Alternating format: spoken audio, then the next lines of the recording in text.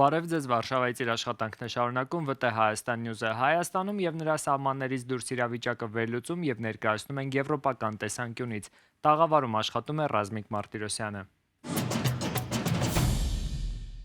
Հայաստանն ու Լիտվան այսուհետ նաև ռազմավարական գործընկերներ են, ինչը թույլ կտա էապես խորացնել ոչ միայն քաղաքական երկխոսությունը, այլ նաև տարբեր ոլորտներում համագործակցությունը։ Գործընկերության մասին փաստաթուղթը ստորագրել են Հայաստանի եւ Լիտվայի արտաքին գործերի նախարարները։ Վերջինս պաշտոնական այցով գտնվում է Երևանում։ Նախարարները համատեղ ասուլիս են ունեցել, որի ընթացքում խոսել են նաև Հայաստան-Եվրամիություն հարաբերությունների մասին։ Հայաստան եւ Եվրոպական միությունը օր-օրի ավելի եւ ավելի են մոտենում միմյանց, դրա համար կան բոլոր հնարավորությունները, դրա համար կան թիվ 1 նախադրյալը ըստ էության Հայաստանի ժողովրդի եվրոպական հավակնությունները, որոնք արտահայտվել են օրինակ անցած տարվա քաղաքացիական նախաձեռնությամբ, որը ի վերջո վերածվեց ազգային ժողովում ընդունված օրենքի։ Հույս ունենք, որ կօգնենք Հայաստանին ավելի արագացնել վիզաների ազատականացման գործընթացը, որը Հայաստանը մուտքի արտոնագրերի, ազատականացված փուլ կարողանա տեղափոխվել եւ արդեն շատ քիչ սահմանափակումներով ձեր հասարակությունը կարողանա ճամփորդել ամբողջ ԵՄ-ում։ Արաբկիրում քարոզարշավի ընթացքում Նիկոլ Փաշինյանի հետ վիճաբանությունից հետո Արթուր Օսիպյանը ձերբակալվել է խուլիգանություն կատարելու կասկածանքով։ Ժամանակին Լեռնային Ղարաբաղում ռուս խաղաղապահների դեմ ցույցեր կազմակերպող Օսիպյանը մասնավորապես մոտեցել էր Նիկոլ Փաշինյանին եւ բանավեճի մեջ մտել նրա հետ, փորձելով հասկանալ, թե 2019 թվականի բանակցային թղթի որ կետում է գրված, որ Լեռնային Ղարաբաղը Ադրբեջանի տարածքային ամբողջականության մաս պետք է լինի։ Կառուցողական զրույց այս դեպքում էլ չստացվեց, Փաշինյանի նյարդերը տեղի տվեցին։ Դու ինչ ես եկես տեղ ադրբեջանական նարատիվներ տանում։ Իր ասելով չի։ Իր ասելով չի։ Մի քիչ ցածր խոսացեք։ Դե մի եկեք ցածր։ Ձեր դեմը ոչ սեջ կա, ոչ Քոչարյան, որ տենց կեղտում խորոց ունի, դուք էլ մատ թափ տա։ Դու դեպքան որ հապ ստա։ Ինչա՞ չկարնի։ Դե եկեք տեղ ադրբեջանական Ադրբեջանի նարատիվները ասում եք Արցախն չեն կառուցել։ Ուսացե։ Այո, չեք կառուցել։ Չեք կառուցել։ Ես դուք եք կառուցել, ինչ եմ հալանել եք։ եք տեսնում, Ռադը քաշի։ Հապալի մեկ։ Առաջին անգամ Հայաստանից միլիոնավոր դոլարների հասնող հայրենական արտադրության զենք է արտահանվել։ Այս մասին բարձր տեխնոլոգիական արդյունաբերության նախարար Մխիթար Հայրապետյանն է տեղեկացրել։ Հայկական 3 ընկերություններ, 2 տարբեր երկրներ զենք են արտահանել մայիս ամսվա ընթացքում։ Բավականաչափ բարդ խրթին լոգիստիկ ճանապարհներ անցնելով, դժվարությունների միջով անցնելով, հայկական ընկերությունները կարողացել են հասնել նպատակային կետին։ Բաքվում պահվող հայ գերիների խնդիրը շարունակում է մնալ օրակարգային նաև միջազգային հանրության համար։ Իրավաբանների միջազգային հանձնաժողովը արձանագրել է. Բաքվում պահվող հայերի դեմ դատավարությունները չեն համապատասխանում միջազգային իրավունքի չափանիշներին։ Եվրոպայի խորհրդարանի բանաձևում եւս այս հարցին անդրադարձ կար, ինչն առաջացրեց Ադրբեջանի իշխանությունների կտրուկ արձագանքը։ Հարցի վերաբերյալ կզրուցենք Մարդու իրավունքների եվրոպական դատարանում հայ գերիների շահերի պաշտպան Սիրանուշ Սահակյանի հետ։ Տիկին Սահակյան իրավաբանների միջազգային հանձնաժողովը արձանագրել է, որ Բաքվում հայերի դեմ դատավարությունները չեն համապատասխանում միջազգային իրավունքի չափանիշներին, միջազգային տարբեր բանաձևերը, միջազգային կառույցների գնահատականները ինչ կերպ են անդրադառնում հարցի վրա, արդյոք Ադրբեջանի ՄԻՊ-ի այցը օրինակ Բաքվում պահվող հայ ռազմագերիներին նաև միջազգային ճնշման արդյունք էր։ Ուրեմն նախ չափազանց կարևոր են, որ անկախ միջազգային ոչ կառավարական կառույցներն են նման զեկույցներ թողարկում եւ փաստաթղթավորում մարդու իրավունքների խախտումները եւ որքան անկախ եւ մեծ հեղինակություն վայելող կառույցներ են, այնքան մեծ է նաեւ դրանց ազդեցությունը քաղաքական եւ իրավական գործընթացներում։ Այս կառույցը երկարատև գործունեություն է իրականացնում աշխարհի տարբեր հատվածներում փաստաբանների անկախության եւ դատավորների անկախության խնդիրներն է ուսումնասիրում եւ տարեկան կամ իրավիճակային զեկույցներում արձանագրումներ կատարում։ Նշեմ, որ տարիներ առաջ կրկին անդրադարձ կար Ադրբեջանում տիրող իրավիճակին, գնահատականները քննադատող էին եւ լուրջ մտահոգություններ կային։ Այստեղ փաստաբանական համայնքը ճնշումների ներքո է գործում եւ կորցրել է իր անկախությունը, ինչը ազդում է նաեւ քրեական արդարադատության ոլորտում ամբաստանյալների պաշտպանությամբ։ Նշեմ, որ այս զեկույցները ունեն ապացուցողական նշանակություն դատական գործընթացներում, քանի որ անկախ փաստագրումների արդյունք են եւ իհարկե կարող են թողնել ազդեցություն քաղաքական process-ներում, շատ քաղաքական մարմիններ մարդու իրավունքների խախտումներին արձագանքելիս ցանկանում են օբյեկտիվ աղբյուրներից տեղեկանալ իրավիճակի վերաբերյալ եւ այս զեկույցը հանդիսանում է հենց նման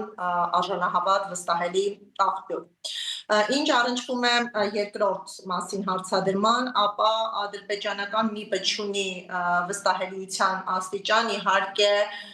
փորձում է միջազգային հարթակներում ցուցադրել, որ անկախ մեխանիզմ է, հատկապես խոշտանգումների դեմ պայքարում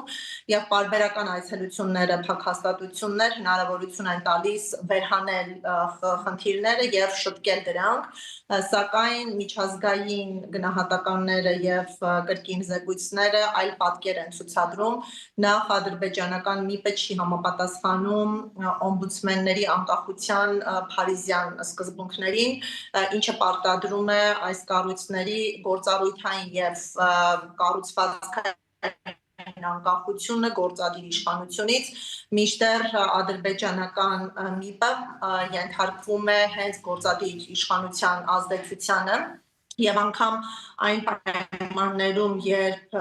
ադրբեջանցի քաղաքական գործիչները, լրագրողները, իրավապաշտպանները, փաստաբանները հալածանքների են ենթարկվել եւ քաղաքական բռնաճնշումների, անգամ ենթարկվելով խոշտանգումների փակհաստատություններում, այս հարցերը չեն հայտնվել օմբուդսմենի ուշադրության կենտրոնում եւ կան բազմաթիվ զեկույցներ, այդ թվում խոշտանգումների դեմ Միավորված ազգերի կազմակերպության կոմիտեի կողմից, որտեղ արձանագրվում է, որ մարդու իրավունքների պաշտպանը չի ապահովում խոշտանգումների անկախ արդյունավետ հետաքննությունը եւ լիարժեք չի ծառայում որպես խոշտանգումների կանխարգելման մեխանիզմ։ Դրա համար իմ գնահատմամբ թեև նման փորձեր արվում են, սակայն միջազգայինորեն վստահություն այս կառույցի աշխատանքի նկատմամբ ուղղակի գոյություն չունի։ Միեդ միջանկյալ որոշումները Ադրբեջանը որքանով է կատարում։ Ադրբեջանական կողմը ի սկզբանե պատրաստական չի գտնվել եւ քաղաքական կամք չի ցուցադրել այդ որոշումների կատարման հարցում։ Այս հանգամանքը հաշվի առնելով դատարանը ծանուցել է նախարարների կոմիտեին եւ սահմանել է հաշվետվություն ներկայացնելու լրացուցիչ պարտականություն, խնդիրը քննարկվել է քաղաքական հարթակներում, որից հետո մենք տեսնում ենք վարքագծային փոփոխություններ, ադրբեջանական կողմը առնվազն դատարանին տրամադրում է պահանջվող տեղեկատվությունը, իհարկե մենք խնդիրներ ենք տեսնում տեղեկատվության որակի առնչությամբ, հաճախ նրանք պնդում են, որ գերիների պահման պայմանները համապատասխանում են միջազգային ստանդարտներին, սակայն չեն տրամադրում նման հայտարարությունների հիմք հանդիսացող ապացույցները, բացառիկ դեպքերում ներկայացվում են լուսանկարներ, որոնք հատվածական են, այսինքն կատարվում են կոնկրետ օրվա դրությամբ, որևէ վայրում, որը տեղորոշված չէ, եւ նաեւ ապացուցելի չէ, որ բանտարկյալները հենց այդ վայրում են տեղական ժամանակահատված պահվում եւ չեն տեղափոխվում բացառապես լուսանկարման նպատակներով, երբեմն ներկայացվում են առողջությանը առնչվող տեղեկություններ, բայց կրկին դրանք ամբողջական չեն կամ այդ տեղեկություններում մենք հայտնաբերում ենք նաև իրականությանը չհամապատասխանող տվյալներ, ուստի իմ գնահատմամբ ադրբեջանական կողմը ձևական առումով հարգում է դատարանի միջանկյալ միջոցները եւ հաշվետվությունները տրամադրում է դատարանի, սակայն բովանդակային առումով խուսափում է տեղեկատվություն բացահայտելուց, քանի որ դա կարող է նաև բացասական հետևանքներ առաջացնել պետության համար մարդու իրավունքների պաշտպանության դիտանկյունից։ Իսկ ինչ վիճակում են գերիները այնտեղ, Տիկին Սահակյան, տեղեկատվությունը ինչ կերպ է ստացվում նրանց վիճակի վերաբերյալ։ Նրանց վիճակի առնչությամբ մենք օբյեկտիվ անկախ տեղեկատվական աղբյուր չունենք, վերջին այցելությունը, որը ad hoc հիմունքներով իրականացրեց Կարմիր խաչի միջազգային կոմիտեն, դա 2025 թվականի դեկտեմբերի 24 եւ 25-ն էին։ Կարմիր խաչը խորհրդապահական կարգով տվյալները փոխանցել է ընտանիքի անդամներին եւ իր գործունեության սկզբունքներին համահունչ ձեռնպահ է մնում այդ տեղեկությունների հրապարակայնացումից, սակայն դեկտեմբերից ի վեր որևէ անկախ մեխանիզմ մուտք չի գործել ադրբեջանական այն փակ որտեղ գտնվում են հայ պատանները եւ մենք չունենք ստուգելի, վստահելի, արժանահավատ տեղեկություն նրանց պայմանների վերաբերյալ։ Մեզ հաջողվել է հատվածական տեղեկություններ ստանալ ընտանիքների հետ հեռախոսազրույցների արդյունքում, բնականաբար դժգոհում են առողջական խնդիրներից, նաև բուժ օգնության, բուժ սպասարկման հնարավորությունների բացակայությունից եւ իհարկե բարձրաձայնում են դատավարական իրավունքների խախտումներ, թեև ադրբեջանական դատարանները 2026 թվականի փետրվարին հրապարակայնացրեցին դատավճիռներ 16 հայերի առնչությամբ, այդ թվում 8 ղեկավարների, սակայն առ այսօր հրաժարվում են այդ դատավճիռները տրամադրել ամբաստանյալներին եւ սա լրջագույն երաշխիքային խախտում է, այն նաեւ խոչընդոտում է միջազգային բողոքարկման հնարավորությանը, բայց հիշեցնեմ, որ Մարդու իրավունքների եվրոպական դատարանը ապրիլին ընդունել է նոր որոշում եւ պահանջել է Ադրբեջանի իշխանություններից մինչեւ օգոստոսի 31-ը ոչ միայն տրամադրել տեղեկություններ պահման պայմանների առողջական վիճակի վերաբերյալ, այլ նաև տրամադրել դատավճիռների պատճենները։ Ինչ կերպ եք տեսնում դուք այս խնդրի լուծումը ի վերջո, սա քաղաքական թե իրավական հարց է ի վերջո։ Նշեմ, որ հակամարտությունները միշտ ունեն քաղաքական կոմպոնենտ եւ գերիների ազատ արձակումն էլ հրատապ տեղի ունենում քաղաքական ճանապարհով, երբ հակամարտությունը դադարեցվում է եւ ազդարարվում է ավարտ, սակայն եւ հեշտ է հենց այդ համատեքստում խնդրի լուծումը, հակամարտության դադարը չհանգեցրեց հակամարտությամբ պայմանավորված մարդասիրական հարցերի լուծմանը եւ այն փոխակերպվեց նոր քաղաքականության, դա պատանդային դիվանագիտություն է, երբ մարդասիրական խնդիրները, պատանները օգտագործվում են քաղաքական օրակարգեր առաջ մղելու նպատակով եւ այս պարագայում հարցը կորցնում է իրավական մարդասիրական բնույթը եւ դառնում է բացառապես խնդիր։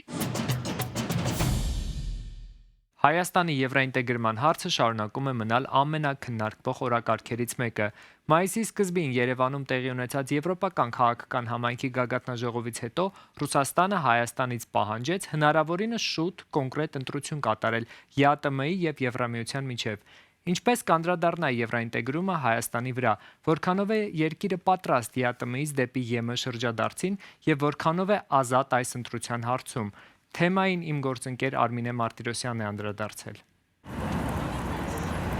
Խորհրդային միության փլուզումից անցել է ավելի քան 3 տասնամյակ, սակայն հետխորհրդային երկրների Եվրոպական միության հետ մերձենալու յուրաքանչյուր փորձ ուղեկցվում է Մոսկվայի ճնշմամբ եւ վերջնագրերով։ Մայիսի սկզբին Երևանը հյուրընկալեց Եվրոպական քաղաքական համայնքի գագաթնաժողովը։ Օրեր անց Ռուսաստանի նախագահ Վլադիմիր Պուտինը Երևանին հորդորեց կատարել ընտրություն, հայտարարելով, որ Եվրամիությանը անդամակցելու դեպքում կողմերը ստիպված կլինեն գնալ ապահարզանի ճանապարհով։ Թե ինչ կնշանակի այս ապահարզանը տնտեսական եւ քաղաքական առումով, փորձեցինք ենք հասկանալ փորձագետների հետ։ Շուրջ 37.5%-ը բաժնվում ԵԱՏՄ երկրներին, 11.8%-ը ԵՄ երկրներին։ Այս պայմանությամբ միանշանակ տնտեսապես ԵԱՏՄ-ի առևտուրը ավելի ձեռնտու է, չնայած նաև այն հանգամանքին, որ միակ կապողին դա լավսի միջանցքն է, որը պարբերաբար փակվում է։ Եթե ԵԱՏՄ-ից Հայաստան դուրս է գալիս, մենք արտահանման հետ կապված լուրջ խնդիրներ կունենանք, նաև ներկրվող էներգակիրների հետ կապված խնդիրներ կունենանք։ Ներկայումս Ռուսաստանի Դաշնության կողմից գազի մատակարարման գինը $160 1000 խորանարդ մետրի դիմաց համաձայն մեր միջպետական պայմանագրի, եւ եթե Հայաստան արդեն ԵԱՏՄ-ից դուրս գա, գազի գինը կարող է բարձրանալ մի քանի անգամ $500 600 առնվազն կհասնի։ Բայց նույնիսկ եթե հաջողվի հաղթահարել այս խնդիրները, առաջ է գալիս մեկ այլ հարց. արդյոք Հայաստանը պատրաստ է մուտք գործել եվրոպական շուկա։ ԵՄ շուկայի, ասենք օրինակ, պահանջները ավելի խիստ են, քան ԵԱՏՄ շուկային, այսինքն ավելի բարձր որակյալ ապրանքներ պետք է արտահանվեն, այլապես Հայաստանի ապրանքները այդտեղ մրցունակ չեն լինի։ Մինչ տնտեսագետները հաշվարկում են հնարավոր կորուստները, քաղաքագետները կշռադատում են այլ բնույթի ռիսկեր։ Խոսքը վերաբերվում է երկրի քաղաքական անկախությանը եւ զարգացման ուղին ինքնուրույն որոշելու իրավունքին։ Հայաստանի Հանրապետությունը այսօր պոստսովետական տարածքում ամենաանպաշտպան պետությունն է։ Եվ կա մեծ վտանգ Հայաստանի համար, եթե պահպանվի Ռուսաստանի հետ ռազմական, քաղաքական եւ տնտեսական դաշինքը, որ Հայաստանը ստիպված կարող է լինել ընդունել Թուրքիայի եւ Ադրբեջանի այնպիսի պայմաններ քաղաքական եւ տնտեսական խաղաղության դիմաց, որը որ տասնյակ տարիներով Հայաստանի համար կստեղծի բավականին ծանր սոցիալ-տնտեսական վիճակ եւ վատ անդրադառնա Հայաստանի զարգացման տեսլականի վրա։ Եվրոմիության հետ քաղաքական եւ տնտեսական դաշինքը դա ալտերնատիվ է նման բացասական սցենարի։ Դա այսօրվա դիսկուրսն է, որը որ եւ եվրոպական պետություններն են տեսնում եւ առաջ տանում հենց այդ վտանգները Հայաստանի համար հասկանալով եւ Ռուսաստանի Դաշնությունը նույնպես ըստ էության ամենաբարձր մակարդակով հայտարարեց, որ չի հակադրվելու Հայաստանի Եվրոմիության անդամությանը, եթե դա լինի հանրության որոշումը։ Ռուսաստանի Դաշնությունը հույս ունի, որ այդ գործընթացը կերկարաձգվի տասնյակ տարիներ եւ հնարավոր կլինի այդ բալանսը պահել բաց պատուհանը Հայաստանի միջոցով դեպի Եվրոպա եւ միաժամանակ պահել ազդեցությունը, քաղաքական ազդեցությունը Հայաստանի նկատմամբ։ Փոքր երկիր մեծ շահերի խաչմերուկում Ռուսաստանը Հայաստանին կանգնեցնում է ընտրության առաջ այն պայմաններում, երբ եվրոինտեգրման գործընթացի շուրջ դեռևս չկան հստակ քաղաքական պայմանավորվածություններ կամ գործնական քայլեր։ Արմինե Մարտիրոսյան, ՎՏ Հայաստան News, Երևան։ Փարիզի Լուվրի հանրահայտ ապակե բուրգի տակ մեկնարկել է արևմտյան քանդակագործության երկու հսկաների պատմական մենամարտը։ Նոր բացառիկ ցուցահանդեսը մեկտեղել է 3.5 դարերի հեռավորություն ունեցող երկու հանճարների՝ Միքելանջելոին եւ Օգյուստ Ռոդենին։ Կենթանի մարմիններ խորագիրը կրող այս նախագծում ներկայացված է շուրջ 200 գործ, մարմարե ու բրոնզե գլուխգործոցներից մինչև հազվագյուտ գծանկարներ։ Այն բացահայտում է, թե ինչպես են երկու վարպետներն էլ կոտրել իրեն ժամանակաշրջանի կանոնները մարդկային էությունը պատկերելու համար։ Ցուցահանդեսի համակարգողները նշում են, որ եթե Միքելանջելոն կանխորոշեց վերածննդի դարաշրջանի էմոցիոնալ գագաթնակետը, ապա Ռոդենը դարեր անց ամբողջությամբ հեղափոխեց քանդակագործության կոդերը։